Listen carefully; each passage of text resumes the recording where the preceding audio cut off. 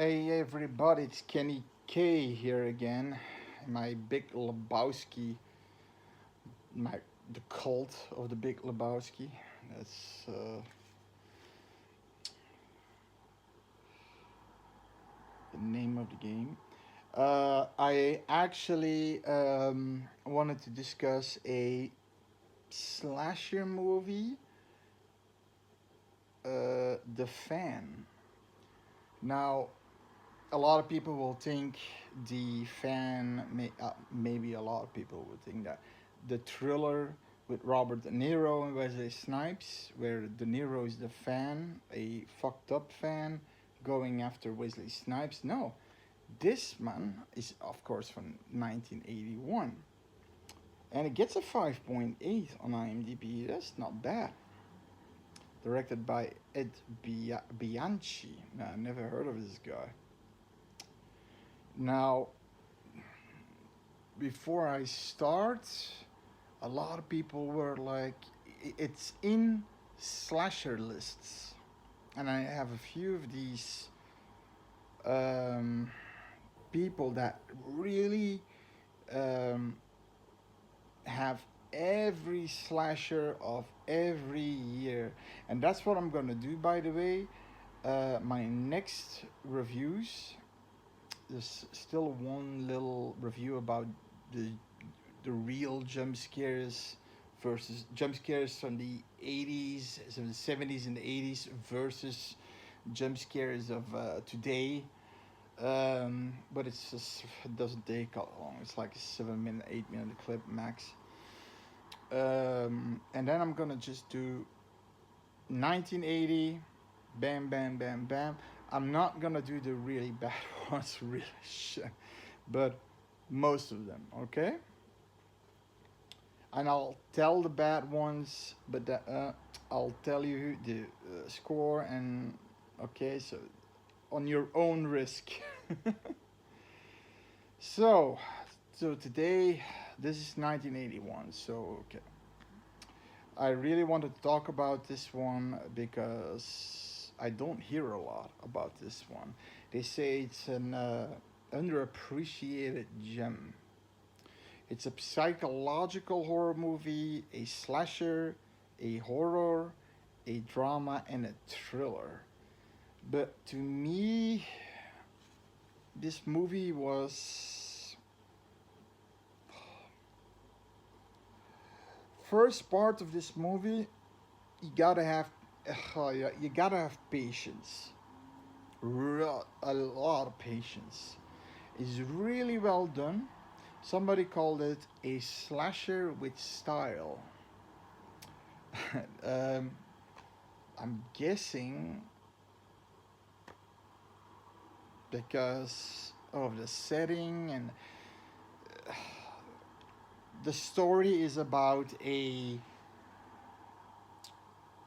man that like in the with Robert De Niro he's obsessed with a actress slash Broadway singer called Sally Ross, played by Lauren Bacall. Um, and that fan is none other than Michael Biehn, one of the most under appreciated actors. And okay, he played Reese in the Terminator, and he played um, Hicks in Aliens, but here he showed that he can do other parts too. Yeah, he's, and I'm gonna say he's fucked up, fucked up. So yeah, a young Michael Biehn called Douglas Bream, and then you have James Garner, Jake, the ex of Sally Ross. Um, so okay, the guy's obsessed, and she also has a secretary called Val.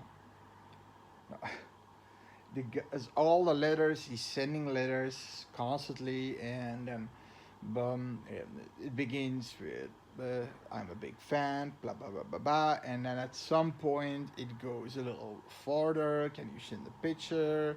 And then it goes a little bit farther, further, and then it can I have maybe a lingerie picture? And then it starts to go downhill from there. And yeah,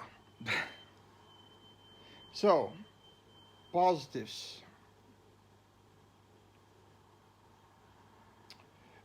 Really great acting, really great acting from every actor in this movie. Sally Ross, you really believe um, she's a somebody. I mean, a somebody in the theater world, acting world, whatever, singing world. There is a scene where she's actually on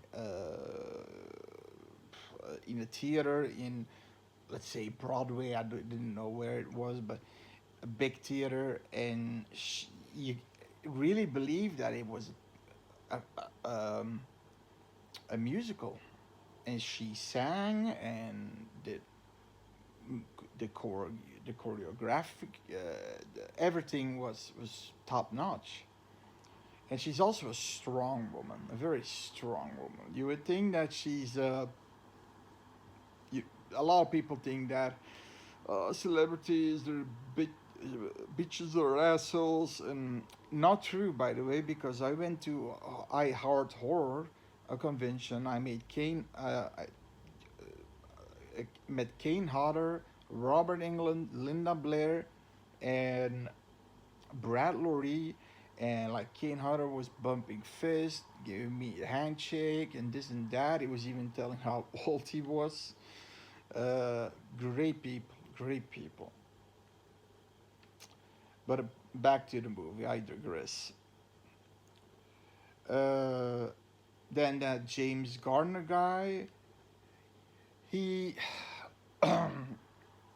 he, let's say his acting was good, but he was there. The thing is, he was the ex of Sally, but he has not. He had an affair with another woman named Heidi, but he still goes a lot to Sally, and it's like he wants to eat from two plates. You know what I mean? And then of course Michael Bean, and he's as Douglas Bream, and gotta tell you, he's completely mad, completely mad. Um, I'm thinking the Terminator. Well, what year? Was it 1980? So he's still in his, well, Terminator. Oh fuck! I don't know the year that came out. I'm thinking 1980, but he's he still but he had a little bit different style. The blonde hair. He looked a little bit like Grease, but not complete.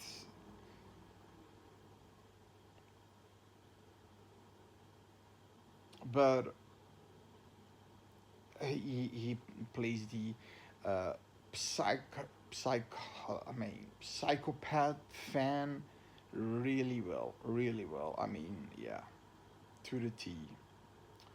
And then you have the secretary, the private secretary of Sally, called Val.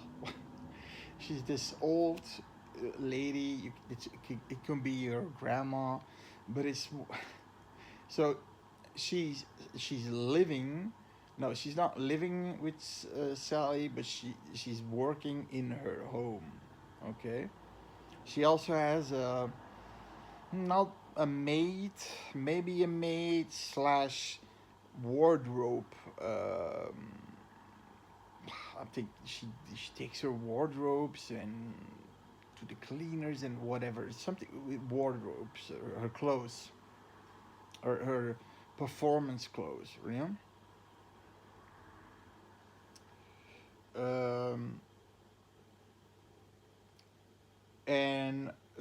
Val gets these.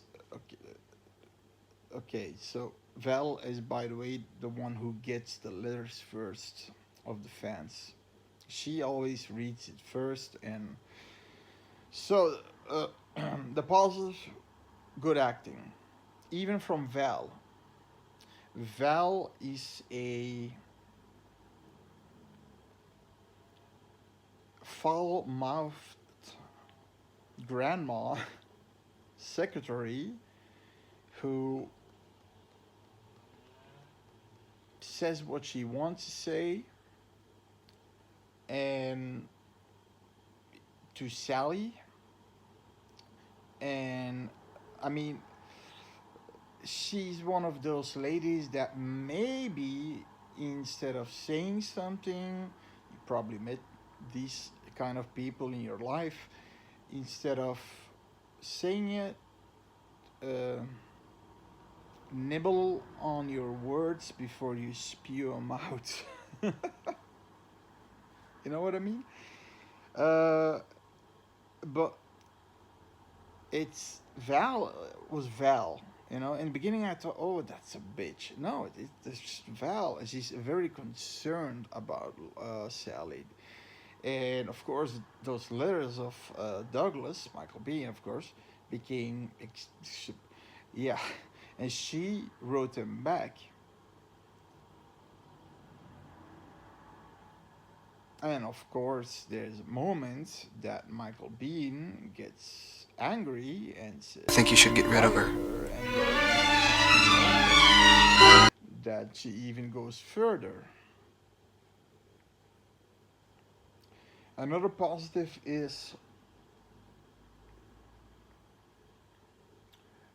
it's the buildup of insanity of um, Douglas. It really goes in stages. You can see stages because when he works in a music store, but at some point at home in front of a mirror, practicing what he's gonna say to his boss, because his boss John is a ball buster and he wants to get the fuck out of there, and yeah, and he's gonna and eventually he does. But and that was a funny scene because he's in a music store. He wants to go to John. John, I gotta tell you something. Okay, but I have to tell you something. First, me, you, and then complaining, and then, oh, you wanted to tell me something? And he's standing there. And the thing is, I didn't see that when he was Reese, when it was Hicks. He had a vein, right? But when he got angry, fuck. And eventually he was fired, of course. And he said that everybody applauded the employees of the store. And he's free now, you know? But like I said, his letters become more extreme. Like, I want to make love to you. We can become soulmates, this and that. So constantly, Val, of course, is intercepting those and just throwing them away.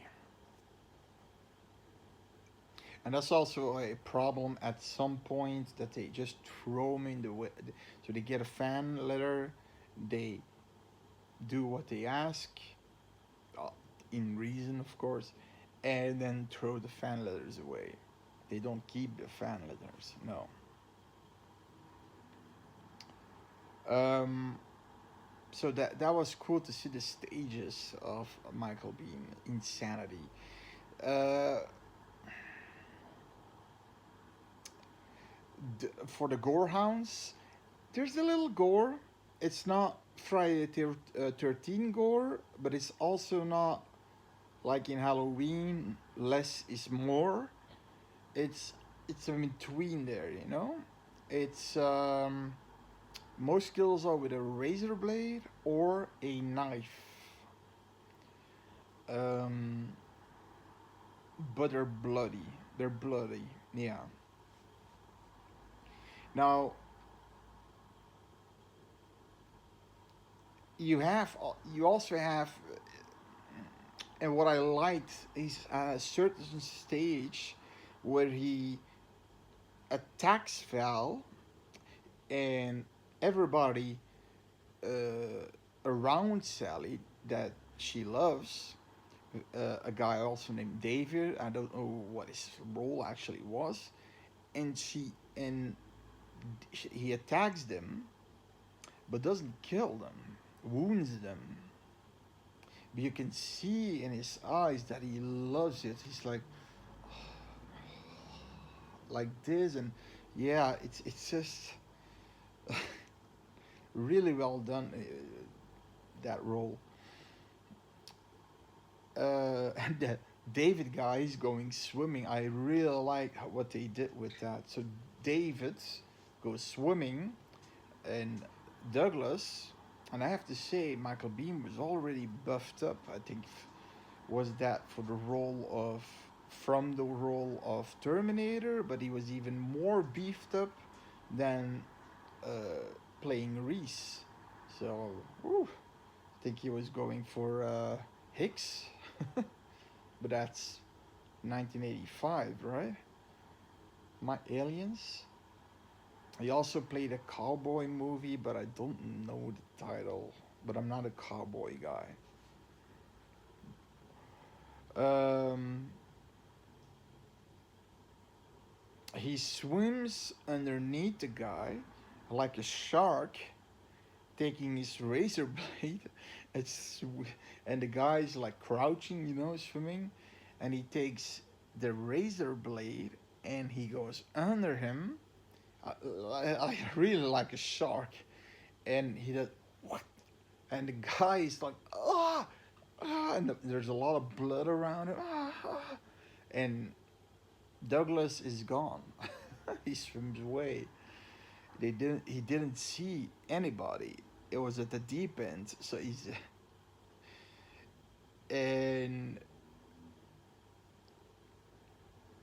I don't really know what he cut, because it could have been his stomach, but it could have been he nicked his balls, or but he was out of danger in the hospital.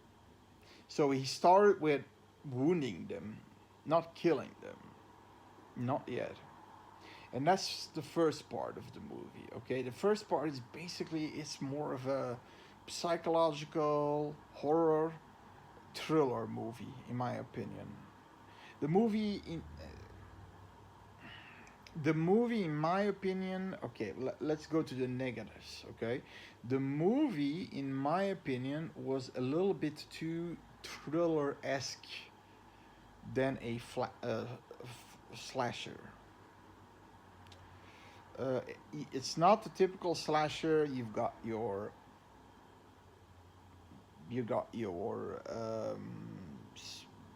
location, a camp, a house, whatever, and with friends, and they're all taken out by one by a mass killer. He he's sometimes an unmasked killer, but in this one it's more complex. So I think they, with that slasher with style, I think they mean that. It's more complex. There's more. Uh, there's more behind it, but it does have slasher features, because at the end he starts slashing. I mean, the end, the second part. Yeah. Um, like I said, but it was a little bit too thriller esque for me, and it took a long time. Actually, that's more of a gray area. It's not a negative. It was a slow burn, but don't mind slow burns really if the dialogue and the situations are interesting, and he was interesting, but only him. with the stages and building up. Oh, but only him. The rest was with Sally and the other guy and Jake. Yeah, they're really good actors, but it didn't interest me. You know what I mean? But then, okay, negatives. There's this one scene when he's in complete slasher mode. He killed all. At that point, he's writing letters to her. He's breaking in her house, and he kills. Um, he kills that maid that I was talking about, and always doing like this, and she's dead, and then he does again. He's like, there's mean spirited and kind of vulgar, sleazy, because he just likes it. And he writes letters. At this point, he was always polite. Now he's writing letters. See how easy it is to get into your house. Um, I'm gonna fuck you with a, what did it say, with a meat cleaver. So okay, he's gone complete wacko. Police comes in, this and this and that. But like I said, he, that's not a negative what I'm saying. But what he does at some point, he goes to a gay bar.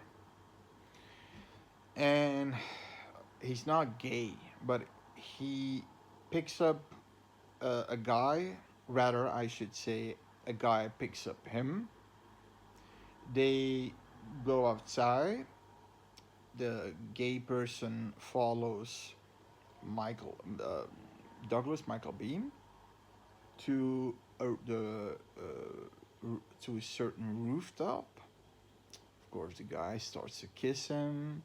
He's pull, he's kissing him here. He doesn't want to kiss him on the mouth, but then he goes lower, and I'm not really sure if he was blowing. He was giving a blow job or just kissing. You know, I heard like that sound, so I'm really not sure. And he made this face like this, that he was kind of enjoying it. I'm not sure what it was. And then he takes his knife. It was strategically placed there, and he does something like that. So I'm thinking the guy did had his. I think he was blowing him, and he slashes him. I think he slashes off his tongue. We we don't see that, but then we see the guy like twitching on the ground, and you see this big puddle of blood, and then he puts the guy on fire, and then there is a, and after that I understood what he was doing, but still. He pinned a suicide note on the wall, so people would think he committed suicide. So he can, attack without being monitored by the police. Also, uh, there is a point that Sally ran away to undisclosed location, a beach house, and now knowing that he's there from the police, she comes back. So now he can get her again. He didn't know the undisclosed location. So there was a strategy. He's really smart. There's a strategy behind everything what he does. but it was just weird. Okay, it's harder to take a woman up there, but yeah, it's probably the easiest way to get a guy. You need a guy, and I don't. You could have taken a junkie maybe, saying I got the stuff upstairs, but he goes straight for the gay bar. Is that a negative? No, but it's weird that he does that. Like I said, he could have taken a junkie. He, um, and say, was the word junkies, or a homeless person, and say there's a lot of money if you follow me, because these people really are, they want that and they will follow you. Uh, a gay person will follow you because he to have sex in a location where nobody can see them. So he took that route, and I thought, okay, okay, okay. Nothing against gay people, but and in my opinion, that's the only negative thing about it. Yeah, it's the only negative thing about it. Sorry, I have to do something here. Yeah, voila. Excuse me. No, that's the only negative thing about it. It's yeah, the acting was great. At the end, he slashes away. So and when I'm not gonna spoil the movie, but when he eventually finds, when he gets to Sally, he's just, I mean, you gotta see, he's brutal, really brutal. Yeah. So yeah, give it. It's a thriller in my psychological thriller in my opinion, with slasher aspects. You got some gore. You got about 7 kills or something, um,